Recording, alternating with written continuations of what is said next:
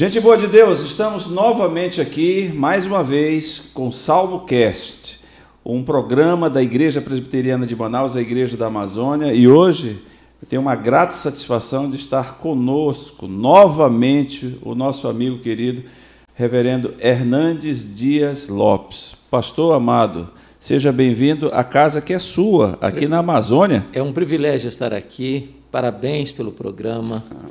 Parabéns por esse instrumento tão eficaz de comunicação e muito feliz de, mais uma vez, estar aqui em Manaus e, moralmente, aqui na IP Manaus. É uma honra para mim. Para a gente também. Meus queridos, olha, a gente aqui tem um coração muito aberto, nós somos irmãos, amigos, e eu acho que o que define uma boa palavra para o reverendo Hernandes Dias Lopes é aquilo que o meu querido amigo lá da oitava, o Gerezão, ele sempre diz assim: está aqui comigo um cara brutal, exponencial. Proparoxítona, né? Ele tem um coração... o pastor Hernandes, ele tem um problema. O coração dele é maior do que o corpo. Está sempre aí ajudando a igreja, ajudando a gente. Bom, né? Servir a Jesus é bom servir demais. A Jesus. Esse homem tem conexões... Irmão, esse homem aí falou, o nome dele abre portas e por aí vai, mas ele continua calçando as sandálias da humildade, ele continua sabendo que ele não é absolutamente nada, ele é apenas um servo usado por Jesus para levar a mensagem da graça a muita gente. Pastor, essa é a nossa oração, nós temos pedido muito ao Senhor nas nossas orações aqui na igreja, para que o Senhor continue abençoando sua casa, sua família, seus filhos, seus netos, sua geração. E que esse legado que o Senhor tem deixado na igreja brasileira, tirando todos os matizes pentecostais, neopentecostais, porque isso nunca foi a bandeira do Senhor, a bandeira da sua vida sempre foi o Evangelho, onde tem um púlpito aberto, o Senhor está lá falando para glorificar a Jesus, que assim seja, até aquele último dia. Isso. Aquele último dia que eu não sei, nós não sabemos, mas o Senhor sabe, que o Senhor tenha longevidade e força para continuar fiel. Graças a Jesus. E nós vamos hoje falar sobre um salmo, que é um salmo, digamos assim, do ponto de vista humano, complicado, porque um cidadão aí chamado Asaf, ele quase, numa linguagem de aviação, ele estolou, ele estava com o avião dele lá, pastor, lá no, digamos assim, na altitude de cruzeiro, aí de uma hora para outra ele estolou, ele quase que se arrebenta. Quase que se arrebenta. Mas antes que ele se arrebente, a gente vai cantar um cântico aqui. Eu vou ter um dueto aqui com esse homem. Você já pensou? É. Rapaz, o problema é que se eu cantar, você vai...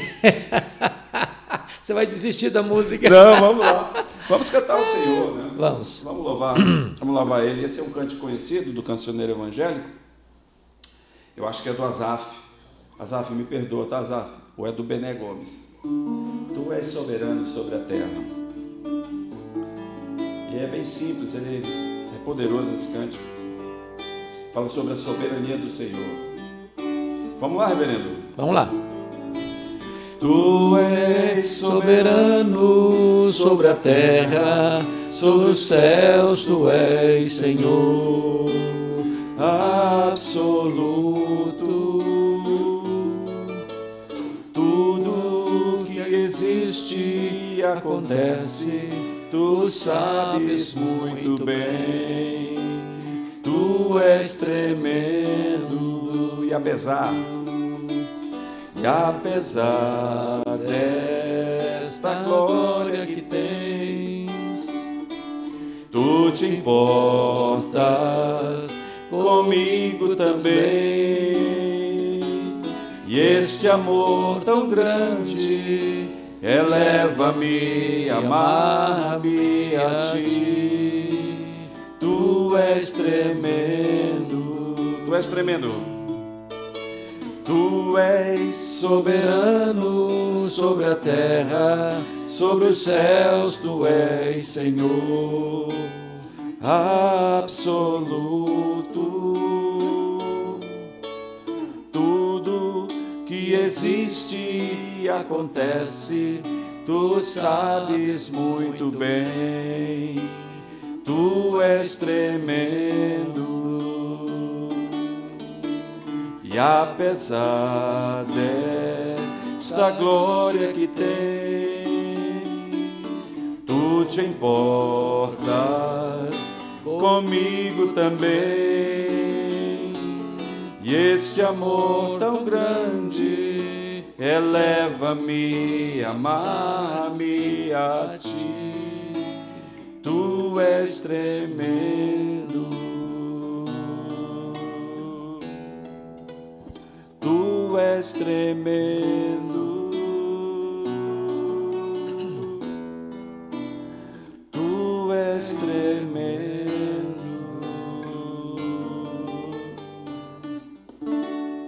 Anota aí, vai surgir uma dupla no meio evangélico aí. Meu pastor, vamos para o Salmo? Vamos. Olha só, com efeito, Deus é bom para com Israel, para com os de coração limpo. Quanto a mim, porém, quase me revalaram os pés, pouco faltou para que se desviassem os meus passos, pois eu invejava os arrogantes ao ver a prosperidade dos perversos. Para eles não há preocupações, o seu corpo é sadio e nédio, não partilham das canseiras dos mortais, nem são afligidos como os outros homens. Daí a soberba que os cinge como um colar e a violência que os envolve com um manto. Os olhos saltam-lhes da gordura do coração, brotam-lhe fantasias, motejam e falam maliciosamente da opressão, falam com altivez. Contra os céus desandam a boca e a sua língua percorre a terra. Por isso o seu povo se volta para eles e os tem por fonte de que bebe a largos sorvos. E diz, como sabe Deus? Acaso há conhecimento no Altíssimo? Eis que são estes os ímpios, e sempre tranquilos aumentam suas riquezas. Com efeito, inutilmente conservei puro o coração, e lavei as mãos na inocência, pois de contínuo sou afligido e cada manhã castigado. Se eu pensar em falar tais palavras, já aí teria traído a geração de teus filhos. Em só refletir para compreender isso, achei muito pesada a tarefa para mim, até que entrei no santuário de Deus e atinei com o fim deles. Tu certamente os pões em lugares escorregadios e os fazes cair na destruição, como ficam de súbito assolados, totalmente aniquilados de terror. Como ao sonho, quando se acorda, assim, ó Senhor, ao despertares, desprezarás a imagem deles. Quando o coração se me amargou e as entranhas se me comoveram, eu estava embrutecido e ignorante, era como um irracional à tua presença.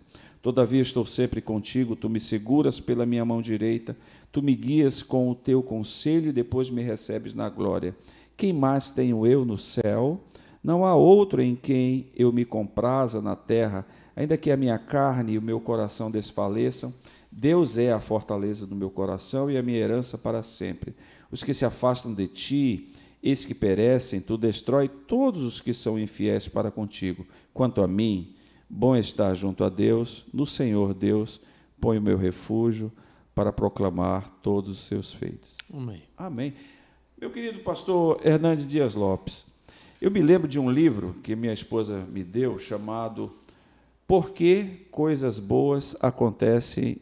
Não, por que coisas ruins acontecem a pessoas boas, do rabino Harold Kushner, em que ele retrata a situação que ele enfrentou de uma doença terminal do seu filho. Mas, se a gente pensar bem, pastor Hernandes, a gente poderia escrever um outro livro. Por que coisas boas ainda acontecem com gente ruim? Foi o que aconteceu com Asaf. Foi. Tanto tempo de casa, servindo a Deus, ele disse, rapaz, esse negócio não dá certo, não. Eu estou plantando, na realidade, um terreno meio sem valor. Ou, como diria a minha querida avó, você está botando prego numa barra de sabão. O que o senhor acha disso tudo, pastor? Pois é. Esse é um fato que, às vezes, a providência é carrancuda. Que a circunstância é adversa, mesmo quando se anda com Deus, se guarda o coração, vive na piedade, ainda assim você não está blindado, você não está numa estufa, você não está num redoma de vidro, você está exposto. E a graça comum de Deus, que é a chuva, o sol, a saúde, a família, a prosperidade, Pode vir a todos, e vem a todos. E às vezes vem ao ímpio, ao cara aqui que blasfema contra Deus, que é cercado de bajuladores e desanda a boca para blasfemar, para falar mal dos outros, para perseguir. E parece que a vida dele está melhor. Porque ele tem saúde, ele tem família, ele tem amigos, ele tem prosperidade, tudo que bota a mão vira dinheiro. Não tem boletos vencidos. Não tem boletos vencidos. E mais, parece que também não tem muita preocupação. Sim. E mais, parece que já vem bronzeado de fábrica. O seu corpo é sadio e nédio. Não precisa nem complementar com vitamina. Não precisa, não. Então, numa leitura rasa, epidérmica, tem hora que, se você compara a vida de alguns homens de Deus piedosos, que passaram por vales escuros, por circunstâncias difíceis, seja de enfermidade, seja de escassez. Né? Você pega, por exemplo, a história de homens de Deus que sofreram, por exemplo, nos campos de concentração nazistas e sofreram barbaramente. Richard Rembrandt, por exemplo. Exatamente. Foi torturados por amor, que é uma missão, né? Exato. Você pega a história de Corrie ten Boom, que perdeu toda a família. Você pega a história do Paulo Victor Frank, que não é um cara cristão, mas tem uma base. É o pai da logoterapia. Pai da logoterapia. Então, existe esse fato. Né? E não é fácil da pessoa, às vezes, assimilar isso, como não foi fácil para Asaf. Sim. Coisas boas acontecem com pessoas ruins e coisas ruins acontecem com pessoas boas. Aquele dilema da filosofia, pastor, quando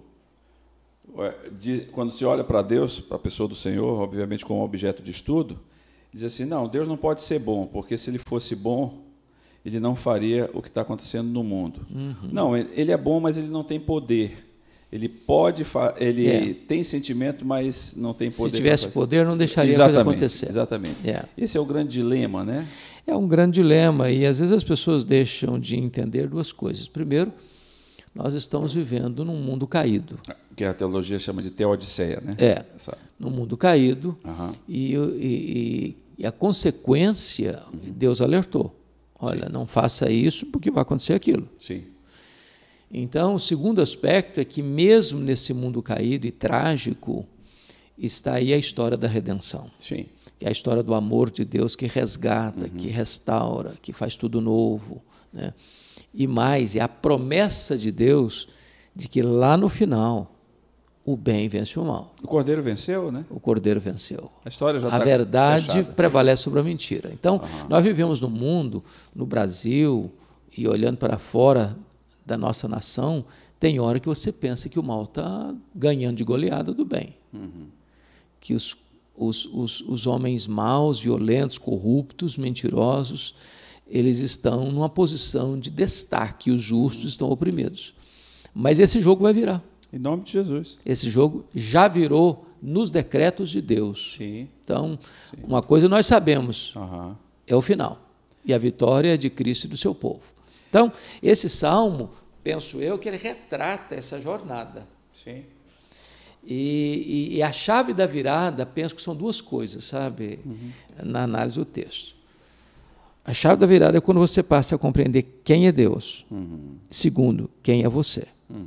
Quando ele descobriu quem é Deus, o cenário mudou. Quando ele descobriu quem era ele, eu estou embrutecido, eu estou amargurado, eu estou um asno, um animal irracional. Um jegue. Um jegue. Aí trouxe luz nos olhos dele. Pastor, interessante que o senhor falou, que até então, esse insight, digamos assim, essa luz na mentalidade, digamos assim, de Asaf, só aconteceu quando ele chegou no ajuntamento comunitário. Exato. Porque diz o texto, até que entrei no teu santuário e, opa, peraí, a coisa não é assim não. Esse é um ponto importantíssimo, porque quando você está passando por um sofrimento, e ele estava numa crise existencial, ruminando no coração. Veja que ele não verbalizou isso. Ele estava só ruminando. Estava lá, cozinhando em fogo lento. Se eu pensar em falar, então não falou. Tem crises que são nossas. E aí a gente fica imaginando que nós somos a vítima do universo. E ninguém está sofrendo como nós estamos sofrendo. Nós somos injustiçados.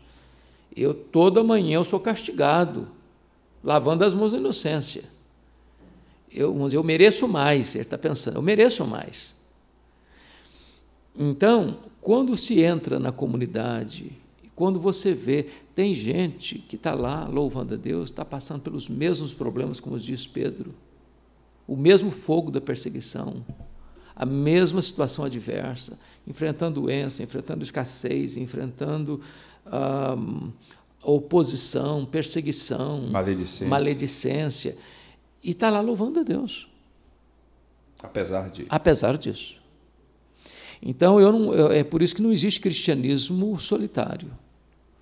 É interessante, a bênção de Abraão não é para pessoa, indivíduo, é para a família. Em ti serão benditas todas as famílias. Não apenas aquilo que saiu de ti, mas que está lá fora. Né? Então, é preciso entender a coletividade. Sem isso, você adoece. É verdade. Há uma terapia muito grande, por exemplo, essa cura de Deus, pastor, o senhor bem falou, ela aconteceu na vida de Asaf quando ele entrou no ajuntamento solene. E pastor, muitas vezes, acho que já aconteceu com o senhor, eu estou aqui, o pregador está falando sobre a viagem de Paulo para Éfeso. E eu estou ouvindo o Espírito Santo dizer o seguinte: vai lá com a tua esposa e pede perdão por aquilo que tu falou hoje de manhã. Eu disse, mas o que tem a ver a viagem de Éfeso com... Quando você entra na casa do Senhor, penso eu, você tem 3 encontros. Aprende aí. 3 encontros. 3 encontros. Primeiro encontro é o encontro com Deus. Aham. É a verticalidade. O segundo encontro é o encontro para dentro de você. Você tem um encontro com você mesmo. Você é confrontado. E o terceiro encontro é o encontro para fora de você, com o seu irmão, com o seu próximo. O culto é isso. O que é um culto? Você vai na casa de Deus, você vai cultuar. Você tem um encontro com Deus, você tem um encontro com você mesmo, você tem um encontro com o seu irmão. É por isso que você dá esse exemplo. Você está ouvindo uma mensagem da viagem de Paulo para Éfeso e, de repente, Deus está ministrando com você: olha, hoje de manhã você não foi legal com a sua fala com a sua esposa, com o seu filho, com o seu vizinho, então precisa corrigir lá, vai lá, volta lá. Então, é uma correção de rota, tanto vertical quanto horizontal, quanto para dentro. Verdade. Pastor, o senhor acredita que essas comparações de Asaf foram apenas, digamos assim, na geografia horizontal da vida? Ou seja, se eu comparar o cidadão comigo, realmente eu estou mal, mas até que entendi, Senhor, que tem um final nessa história. E o final não é bom para aqueles que não estão contigo.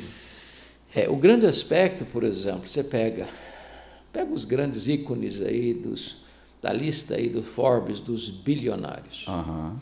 É possível que haja algum bilionário muito feliz, que tenha uma vida boa, resolvida, espiritualmente falando, familiarmente falando. Mas pense comigo num bilionário que a vida está toda bagunçada. E você é um crente piedoso, passando lutas, para pagar boleto, todo dia aumenta imposto, todo dia sua renda inversamente proporcional. E aí a pergunta é: quem vive melhor? Quem tem uma vida de maior qualidade? Porque se você parar para perceber, o camarada tinha dinheiro, tinha, não amigos, mas já tinha bajuladores, sim, tinha saúde, sim, tinha prosperidade, os bens dele aumentavam, sim, era bem sucedido nos negócios, era um grande empreendedor, diríamos, um grande empresário hoje. Mas o que ele tinha? Eu só tinha aquilo.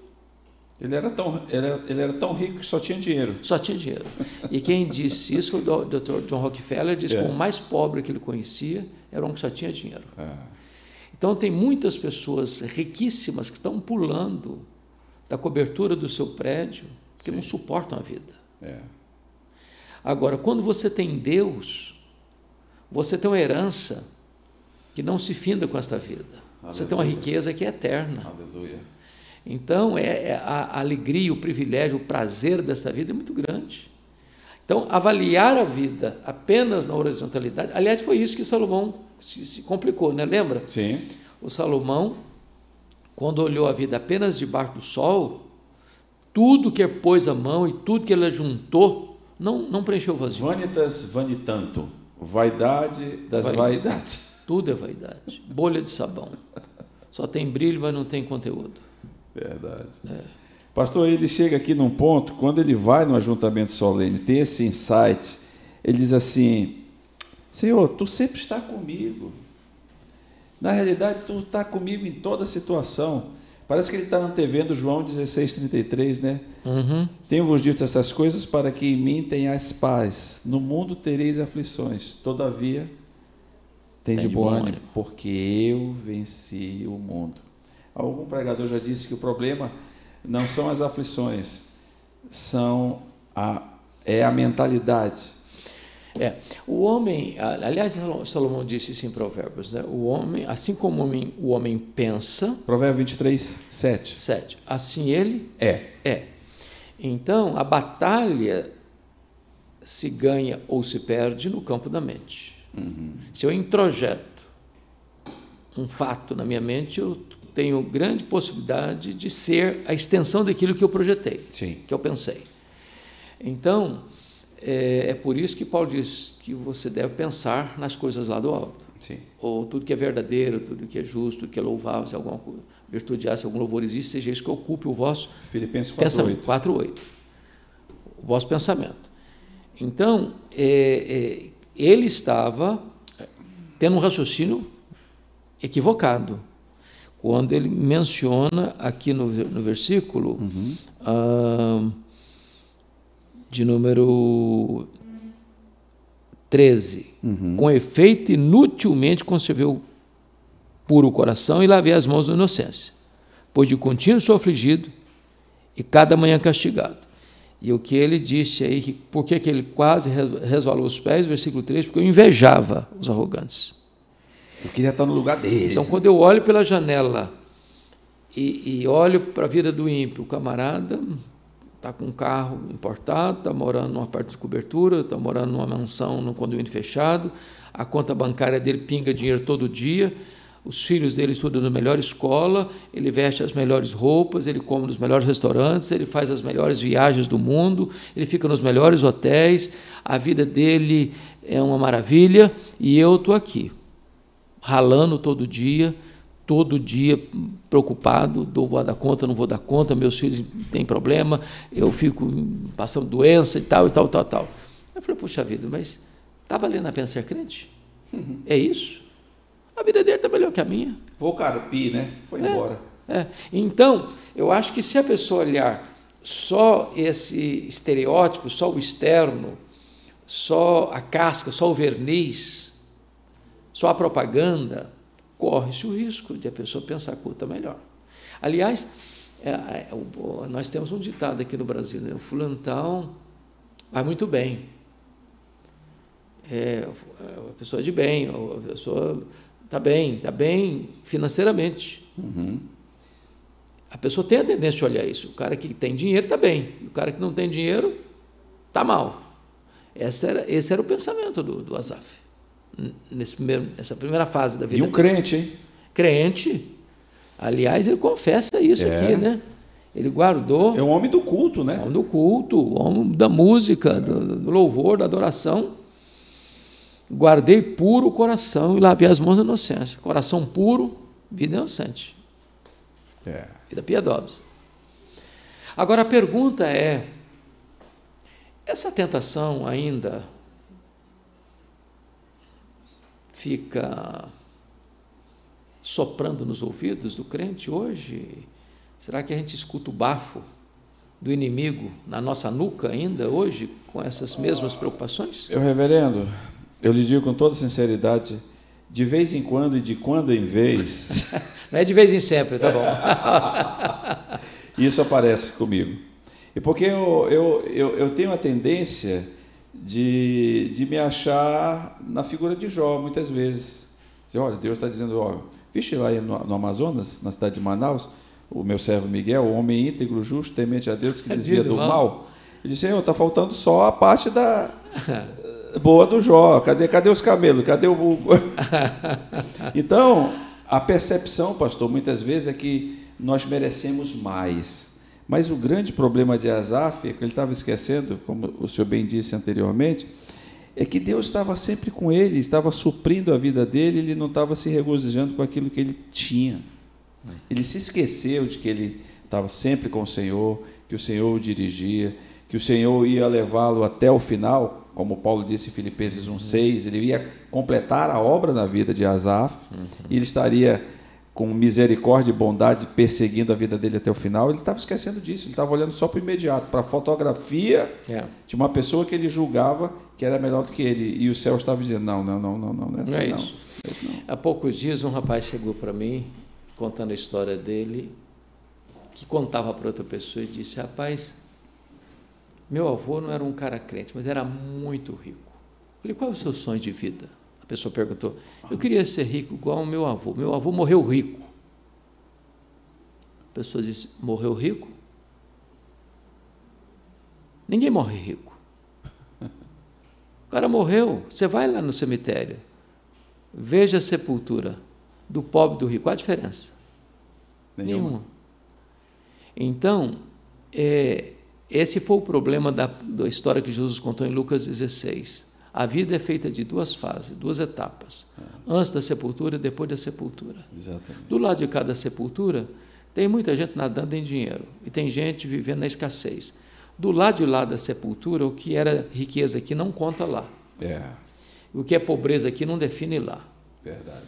Então, o que é mais importante não é apenas viver do lado de cá com essa postura do cara aqui que está cercado de privilégios temporais, terrenos, materiais, mas não tem nada daquilo que de fato tem valor. E o outro desprovido de tantas coisas, mas tem tudo que de fato tem valor. Então, aleluia. Esse aqui é o ponto para mim decisivo. Pastor, aqui a gente tem conversa para mais de metro. Esse homem aqui ele é o... Conhece aquela inteligência artificial lá da China? DeepSeek. Oh, meu Deus. Aqui, ó. Tadinho de mim.